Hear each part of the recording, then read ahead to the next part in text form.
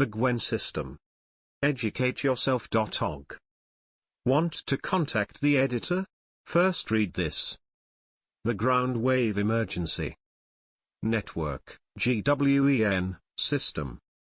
Editor's note: GWEN towers are popping up everywhere in America, rural, hilltops, mountain areas, suburbs, and cities. The cover story is that they're supposed to be used for cell phone communications, but as this article reveals, Big Brother has something far more insidious in mind. Kenadachi. Forward by Byron Weeks. Written by Val Valerian. Web URL. The Ground Wave Emergency Network, GWEN, is a communications system that the military is in the process of constructing as we speak. It operates in the very low frequency, VLF, range, with transmissions between 150 and 175 kHz. This range was selected because its signals travel by means of waves that have a tendency to hug the ground rather than by radiating into the atmosphere. This signal drops off sharply with distance. A single GWEN station transmits in a 360 circle to a distance of 250 to 300 miles.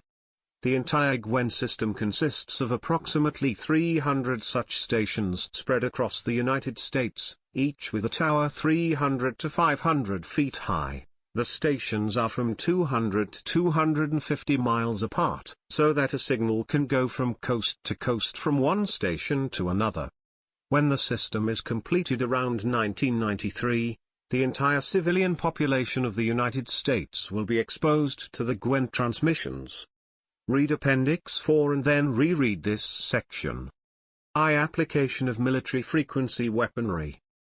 According to a 1982 Air Force review of biotechnology, ELF has a number of potential military uses, including dealing with terrorist groups, crowd control, controlling breaches of security at military installations, and anti-personnel techniques in tactical warfare.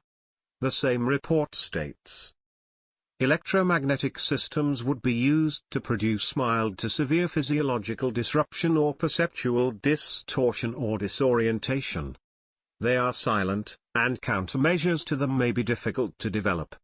Between 1980 and 1984 I was in England, and I got to see some illustrations of how some of this technology actually works. During this period, there were a lot of protests, sit-ins and demonstrations by Greenpeace and many other groups against the deployment of cruise missiles, especially at Greenham Common, which was south of where I was located. In 1983 and 1984 there was a very large presence of military police at the base when the cruise missiles arrived. Around mid-1984 this presence diminished considerably, and some of the protesters who were outside the base started claiming that they were being irradiated from the base because of physical problems they were unable to link to any other source. This was reported in Electronics Todsy magazine in 1985. The symptoms ranged from skin burns to headaches, drowsiness, menstrual bleeding at abnormal times, bouts of temporary paralysis, faulty speech coordination, and in one case circulatory failure severe enough to require hospitalization. Such a complex series of symptoms fits well with severe M-field exposure. The Ministry of Defense, MOD, denied that any harmful electromagnetic signal was being used against the women, but did not deny that an electromagnetic signal may be in use which, if below LOMW/SEM2, would not, under UK guidelines, be officially acknowledged as harmful. In other words, they lied. Cases of deliberate experimentation on individuals for military purposes. In one study over 100 Washington and Oregon state prisoners, recall the discussion of Phase 2 drug testing in Chapter 5, between 1963 and 1971 had their testicles dosed with radiation to discover what doses would sterilize them. The project was funded by the Atomic Energy Commission at a cost of $1.5 million. From 1945 to 1947, 18 hospital patients, one of them only 5 years old, were injected with plutonium to measure how much the body would retain. The injections were represented as experimental treatments for the patient's illnesses. This appalling scheme was reviewed in the British Medical Journal in 1987, where it said that the redeeming feature of the test was that the results were made available to other countries for their use. 2. Advanced mind control applications.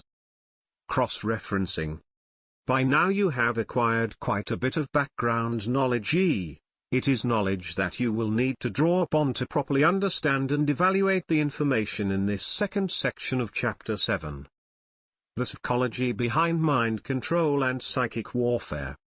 Body identification gives rise to a host of sociological phenomena, the least of which is the mechanistic view that consciousness is a product of the brain, and secondarily that the mind is centered in the brain. Dr. Jose Delgado was one of the chief proponents of this viewpoint. Delgado was the author of the book Physical Control of the Mind, Toward a Psycho-Civilized Society. For Delgado, the mind existed only in the brain. To postulate its existence as an independent entity was to him sheer nonsense. He rejected the concept of free will, and proposed that the mind was a functional entity produced by the electrical operations of the brain, and as such should be manipulated and controlled in order to control the behavior of the population. This was a view that seems to be shared by proponents of the New World Order. Delgado, since the mid-1970s, was the director of the Spanish neurophysiological laboratory Centro Ramón y Cajal. As time went on, his interests shifted from direct stimulation of the brain to the broader area of the biological effects of electromagnetic fields, an area that has been eagerly embraced by the military and political system as a means to achieve their goal of absolute control of the population. There are several psychological schools of thought that have been adopted by government psychoscientists and the military to justify mind control. All of them relate to the idea of psychic energies originating in the human psyche, typified by the work of Carl Jung. The energy originating in the human psyche consists of thoughts, feelings, emotions, and neurophysiological stimuli and responses. It consists of a physical component that can be measured and an etheric hyperspatial component that can only be measured by specialized equipment. These schools of thought are as follows. Suppression of vital data in physics. For thousands of years, many discoveries have been suppressed from the populations of the planet in order to keep them in bondage. The burning of the libraries of Alexandria is one example of how information can be suppressed.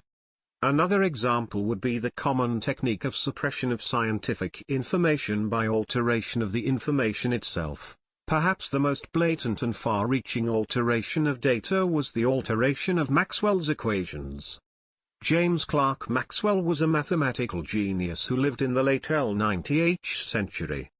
His original work, which is available to covert scientific departments in the government, had the potential to radically alter the entire course of our civilization. It is certainly clear to most of you by now that the human population can easily be manipulated by electronic means using various methods developed through the military-industrial complex. What may not be clear to you is that many of the EM effects can be initiated from outside of what is normally seen as the electromagnetic spectrum. Just as a magnetic field in a wire is at right angles to the current flow, other fields and waveforms exist that are an integral part of the electromagnetic spectrum, yet exist at a certain number of right-angle rotations, orthogonal rotations, away from the electromagnetic field components we are normally accustomed to.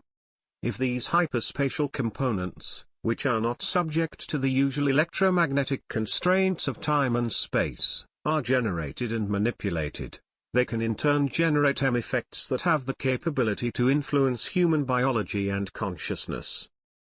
Let's take a brief look at how and by whom the equations of Maxwell were changed, in order to make subsequent open scientific developments that would have influenced civilization in a positive way, possible. The Hertzian conspiracy.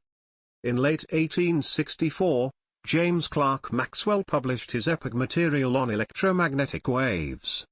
His material dealt not only with electrical and magnetic waves, but also the relativistic/ethereal psychoactive component of these waves, representing electromagnetics of the second order and above. The equations also included transformations that enabled the change from inertial frames of reference to non-inertial frames of reference. Maxwell's original equations were written in quaternion notation, a complex mathematical system available at that time before vector analysis was introduced by Oliver Heaviside. Today's generalized equivalent of quaternions is tensors. In short, Maxwell's original work gave the necessary information for gravitational propulsion and psychoactive devices. Someone somewhere recognized this, for shortly after his death, the mathematician Oliver Heaviside, the chemist Willard Gibbs, and physicist Heinrich Hertz decided to edit or interpret Maxwell's famous equations, which were, in the original form, the foundations of electromagnetics and unified field theory, UFT. This unholy trio, especially Heaviside, disregarded the quaternions or scalar components of Maxwell's original equations, because they represented potentials and not fields. He thought potentials were akin to mysticism, because everybody knows that fields contain mass, and mass cannot be created from apparently nothing, which is what potentials are.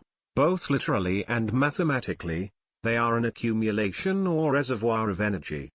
Furthermore, not only did they throw away the gravitational component with the quaternion/scalar, but also postulated that gravitation and electromagnetism were mutually exclusive, not interdependent.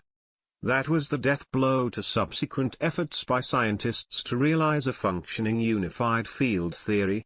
Because of this one act, electromagnetism was reduced from its original 5 dimensions to only 4, x, y, z, and time. The element of G was removed. Because of this deliberate act, 22 other errors exist today in electromagnetic theory. The very concepts of force, mass and charge are ill-defined, and the so-called static electrical charge has been discovered by quantum mechanics not to be static at all, but to move rotationally by virtue of the quantum mechanical spin. Finally, adding insult to injury, the so-called imaginary components of Maxwell's original equations as well as the mutilated version of the equations have also been discarded or ignored. With this last error, the door to hyperspatial domains was forever closed. For the present, mathematics and physics of electromagnetic theory do not allow for hyperspatial domains, domains outside of 3 dimensions, superluminal signals, signals that exceed the speed of light or are infinite in speed, and a unified field theory.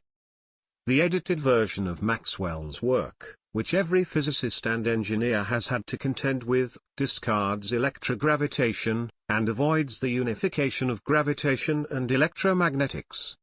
It also prevents the direct engineering of gravitation, space-time, time flow rates, free energy devices, and quantum changes, which is viewed by the ordered equations that are vector-based as only a statistical change. The quaternion approach captures the ability to utilize electromagnetics and produce local curvature of space-time. Heaviside wrote a subset of Maxwell's equations where this capability is excluded. Dr. Henry Monteith has independently discovered that Maxwell's original quaternion theory was a unified field theory Einstein assumed, because he only had access to the ordered equations, that curving spacetime could only be achieved by the weak gravitational force due to mass, that the local frame would always be a Lorentz frame, which would mean that all operations would be constrained to conservation laws of physics. In the 1960s the Hertz replaced cycles per second. Since then everyone thinks that all electromagnetic waves are Hertzian. Only the upper portion of the spectrum before infrared contains Hertzian waves. ELF and ULF are not. Waves in biosystems and natural phenomena are not Hertzian in nature.